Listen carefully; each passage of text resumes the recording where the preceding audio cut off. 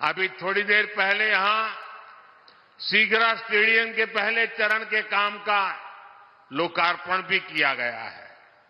बनारस के युवा खिलाड़ियों के लिए आधुनिक शूटिंग रेंज का भी लोकार्पण किया गया है।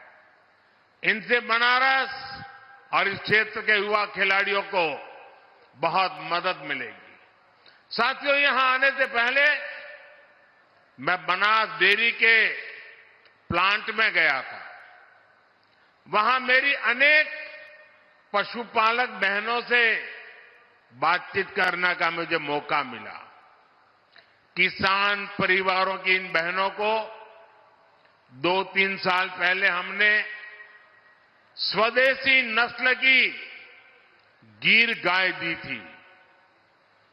मकसद ये था कि पूर्वांचल में बेहतर नस्ली स्वदेशी गायों को लेकर जानकारी और बढ़े, किसान को, पशुपालकों को इससे फायदा हो। मुझे बताया गया है कि आज यहां गिर गायों की संख्या लगभग 350 के करीब तक पहुंच चुकी है। संवाद के दौरान हमारी बहनों ने मुझे ये भी बताया कि पहले जहां सामान्य गाय से 5 लीटर दूध मिलता था, अब गिर गाय 15 लीटर तक दूध देती है। मुझे ये भी बताया गया, एक परिवार में तो ऐसा संभाला है कि एक गाय तो 20 लीटर तक दूध देने लग गई है। इससे इन बहनों को हर महीने हजारों रुपयों की अतिरिक्त कमाई हो रही है। इसके कारण हमारी ये बहनें, वे भी लखपति दीदी भी बन रही है। और ये स्वयं सहायता समूह से जुड़ी देश की 10 करोड़ बहनों के लिए बहुत बड़ी प्रेरणा है।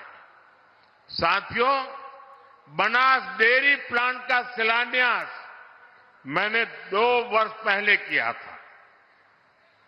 तब मैंने वाराणसी सहित पूर्वांचल के तमाम पशुपालकों को, गोपालकों को इस प्रोजेक्ट को तेजी से पूरा करने की गारंटी दी थी।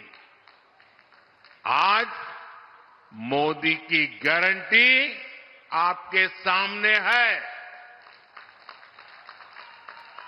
और इसलिए तो लोग कहते हैं मोदी की गारंटी यानी गारंटी पूरा होने की गारंटी। सही निवेश से रोजगार के अवसर कैसे पैदा होते हैं, बनास डेयरी इसका उत्तम उदाहरण है। अभी बनास डेयरी वाराणसी, मिर्जापुर, गाजीपुर, रायबरेली इन जिलों के पशुपालकों से लगभग 2 लाख लीटर दूध इकट्ठा कर रही है। इस प्लांट के चालू होने से अब बलिया, चंदौली, प्रयागराज, जौनपुर और दूसरे जिलों के लाखों पशुपालकों को भी लाभ होगा।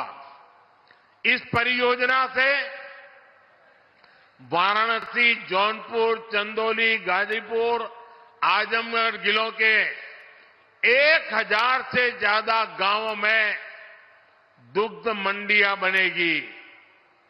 पशुपालकों का ज्यादा दूध ज्यादा कीमत पर बिकेगा तो हर किसान पशुपालक परिवार को ज्यादा कमाई होना तय है।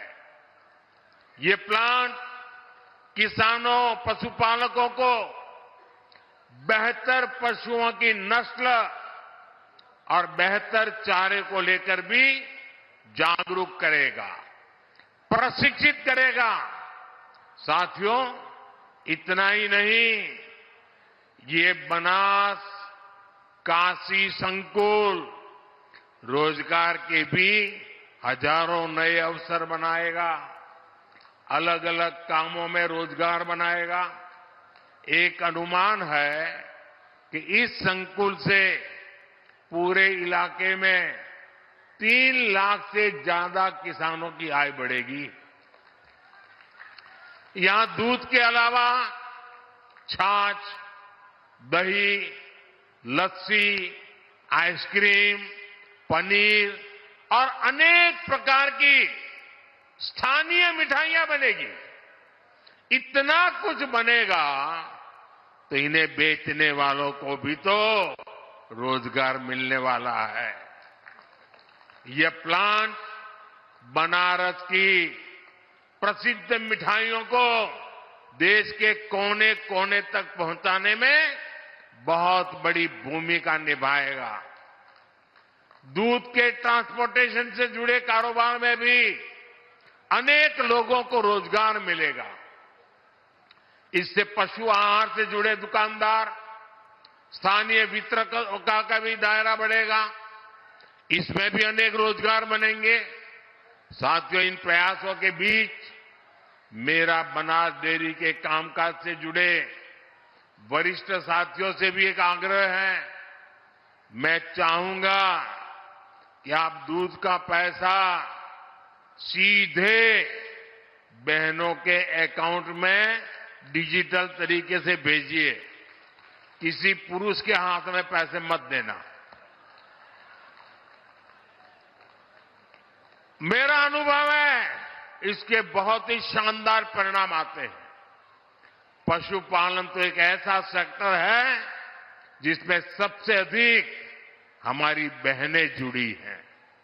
ये बहनों को आत्मनिर्भर बनाने का बहुत बड़ा माध्यम है।